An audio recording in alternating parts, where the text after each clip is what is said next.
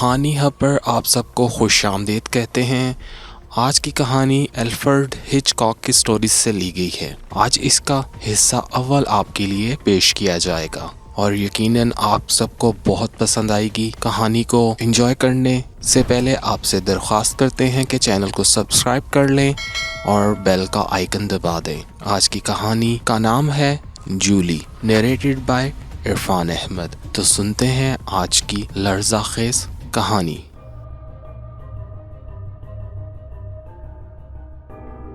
Same کو اپنے کانوں پر یقین نہیں آ رہا تھا۔ اس کی حسین بیوی جولی خواب گاہ میں ایک غیر مرد کی باہوں میں سمٹی کچھ اس انداز سے محو کلام تھی گویا سیم کی بجائے وہ دبلا پتلا اور سانولا سا نوجوان ہی اس کا شوہر رہا ہو۔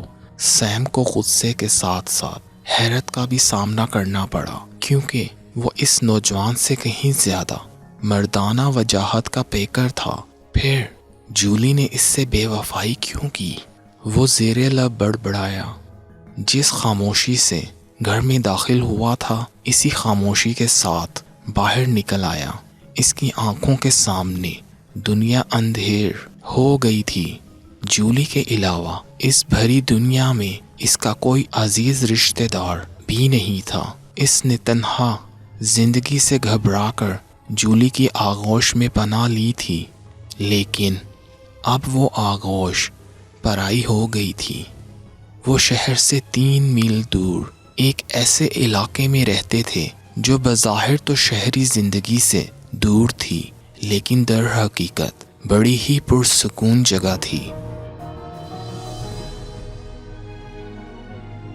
شہر کی ہنگامی زندگی سے اکتا کر وہ ہفتہ 15 دن کے لیے اسی دیہاتی کوٹھی میں آ جاتے تھے۔ اس مرتبہ بھی ایسا ہی ہوا، چونکہ اس بار وہ پورے سال بھر کے بعد ادھر آئے تھے۔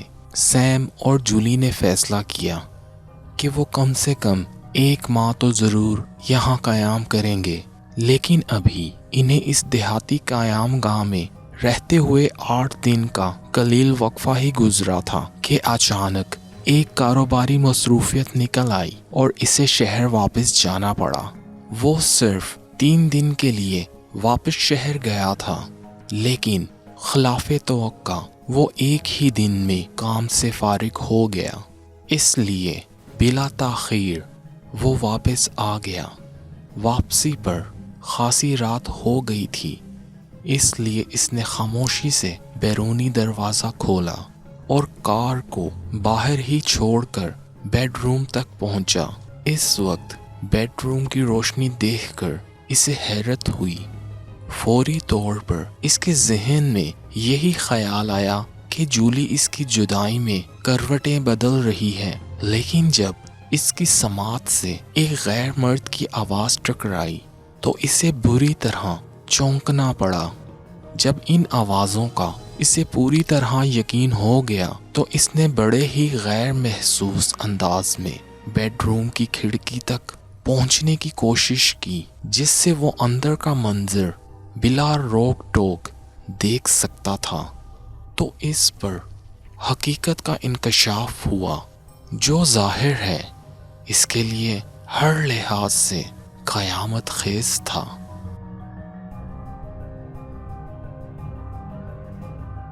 کار تک واپس پہنچتے پہنچتے وہ کن کن کیفیات سے نہیں گزرا۔ اس نے دروازہ کھولا اور یہ سوچ کر اس کا ہاتھ اگنیشن کی طرف بڑھا ہی تھا کہ وہ جولی کی اس جھوٹی دنیا سے کہیں دور چلا جائے گا۔ اس نے کسی انجانے جذبے کے تحت اپنی زندگی کا خطرناک ترین فیصلہ لیا۔ اس نے جولی کو سزا دینے کا ارادہ کر لیا تھا۔ رات وہ کار ہی میں پڑا سوتا رہا۔ اسے جولی کو قتل کرنے کا فیصلہ کرنے کے بعد کسی قسم کی بے قراری کا سامنا نہیں کرنا پڑا، اس لیے وہ سکون کی نیند سویا۔ اور پھر صبح جب وہ کار اسٹارٹ کر کے گیراج میں داخل ہوا تو اچھی طرح سے سمجھ چکا تھا کہ جولی کا آشنا جا چکا ہے۔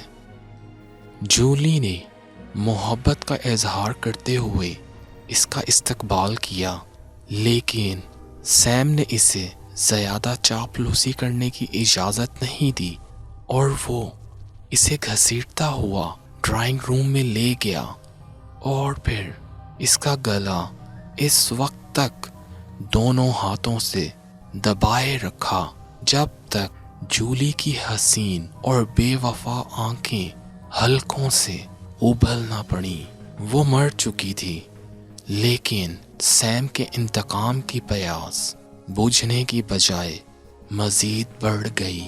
اس نے لاش کے ٹکڑے کرنا شروع کر دیے، سر تن سے جدا کر دیا، ہاتھ کاٹ کر الگ کر دیے، دھڑ کے حصے کیے اور ٹانگوں کو 3 برابر حصوں میں تقسیم کر کے وہ یوں جائزہ لینے لگا جیسے اس تقسیم پر غور کر رہا ہو کہ کہیں اس نے کانٹ چھانٹ کے دوران کوئی غلطی تو نہیں کر دی۔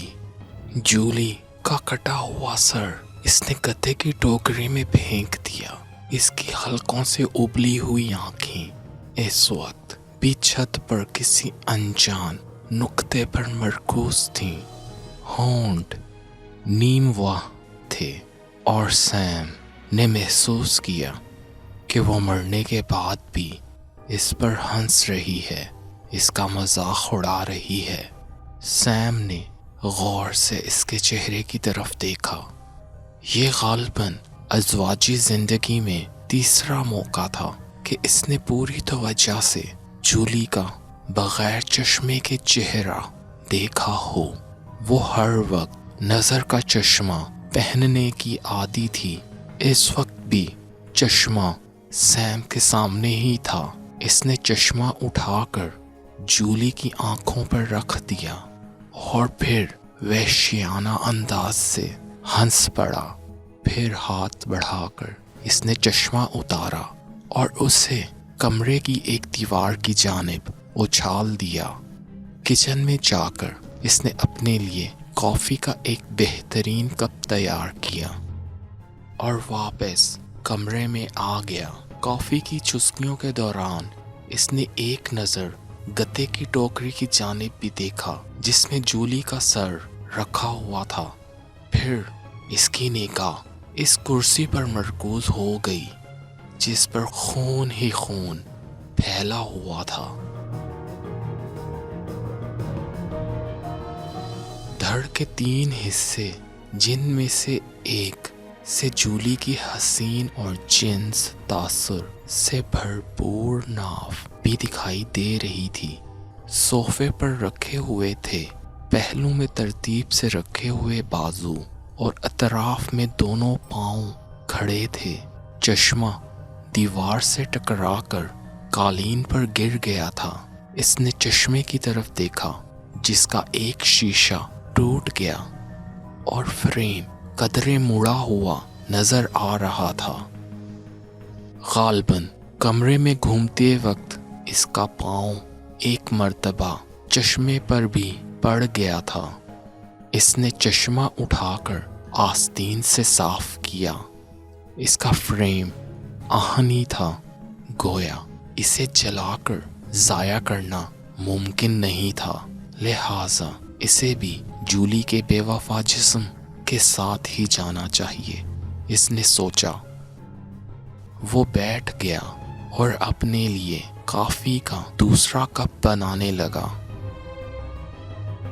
آخر یہ مجھے ہی کیوں گھورے جا رہی ہے، وہ زیر لب بڑبڑایا اور گتے کی ٹوکری میں رکھے ہوئے جولی کے سر کی طرف متوجہ ہو گیا جس کی ابلی ہوئی آنکھیں بدستور اس پر جمی ہوئی تھیں۔ اس نے ایک کشن اٹھایا اور پھینک کر مارا۔ کشن پیشانی کے درمیانی حصے میں لگا اور نتنوں سے خون کی باریک لکیر ظاہر ہونے لگی جو ٹوکری سے نکل کر قالین تک آ گئی۔ اس کے جسم میں کس قدر خون جمع تھا۔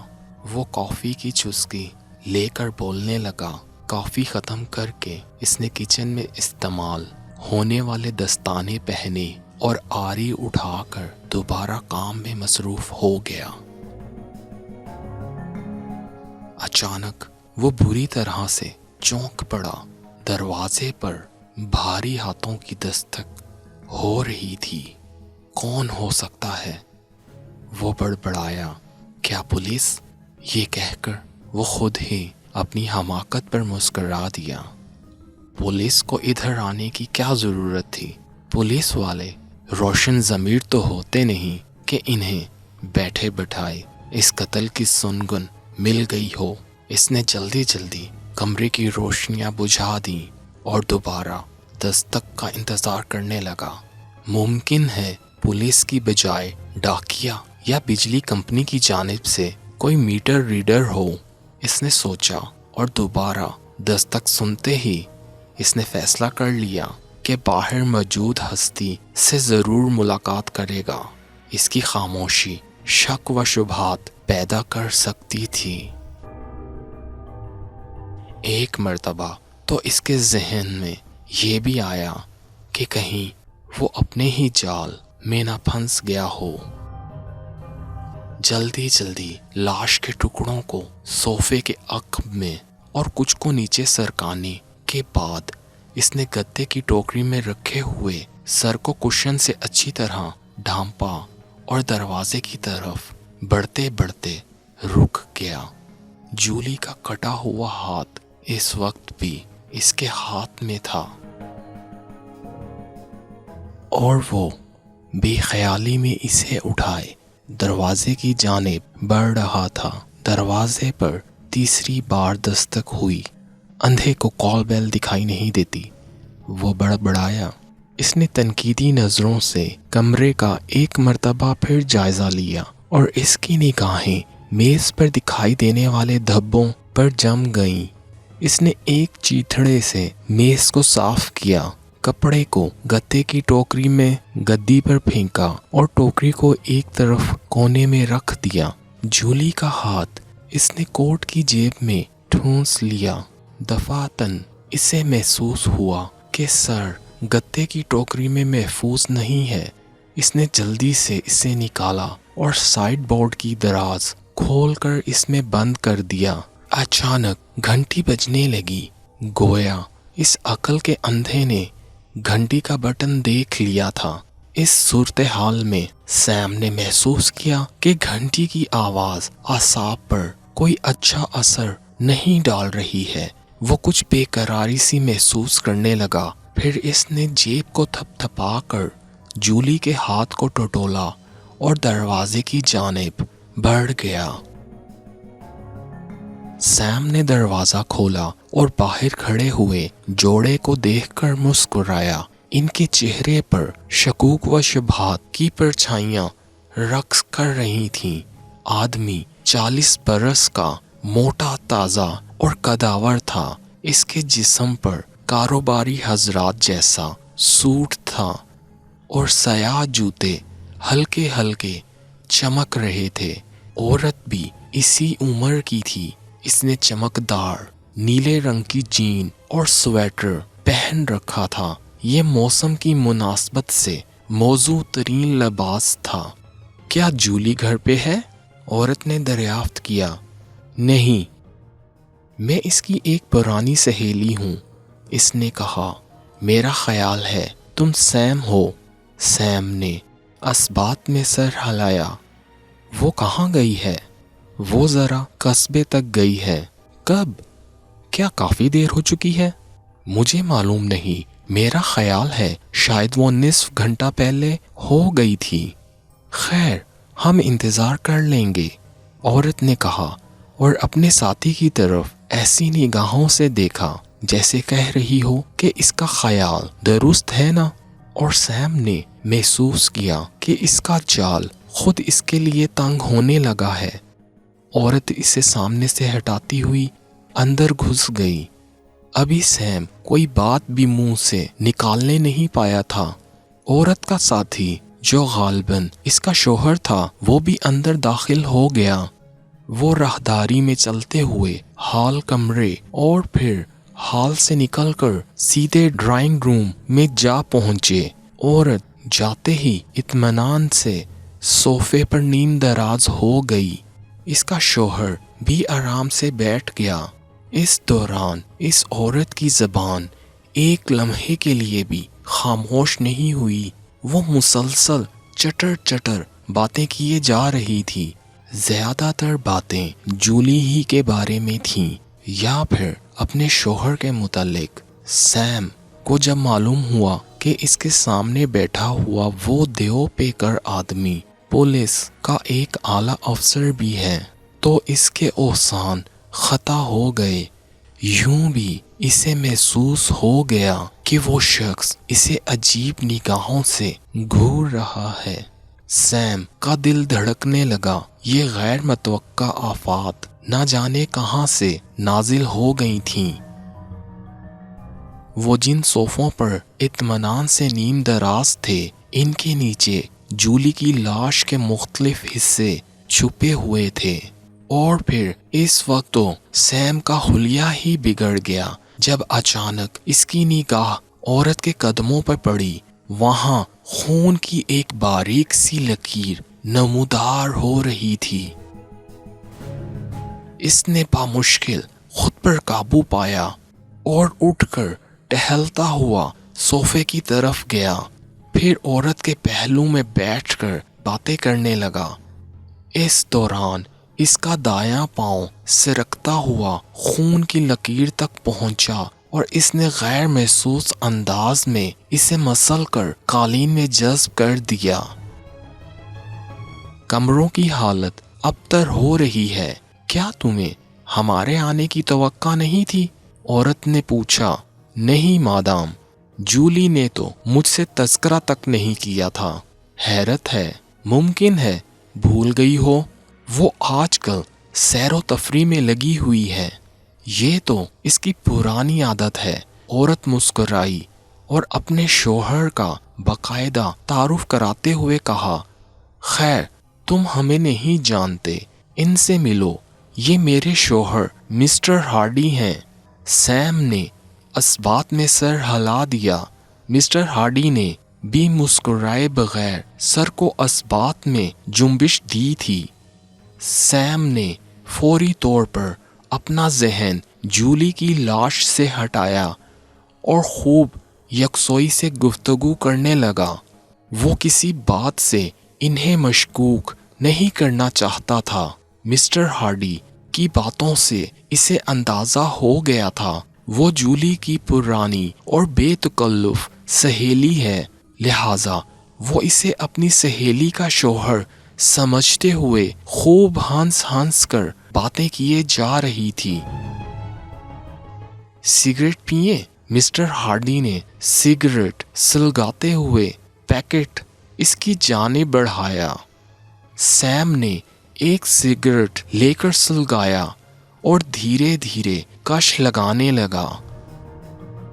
इसने गैर इरादी तौर पर कोट की जेब को टटोला और फिर इसके जिस्म में ठंडी सी लहर दौड़ गई।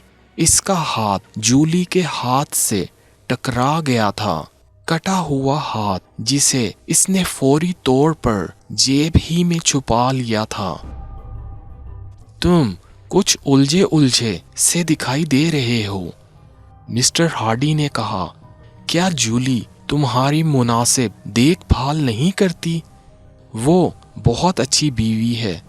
सैम ने जेब में हाथ डालकर जूली के कटे हुए हाथ को टटोलते हुए जवाब दिया और सोचने लगा कि अब वो इसे कोई नुकसान नहीं पहुंचा सकती।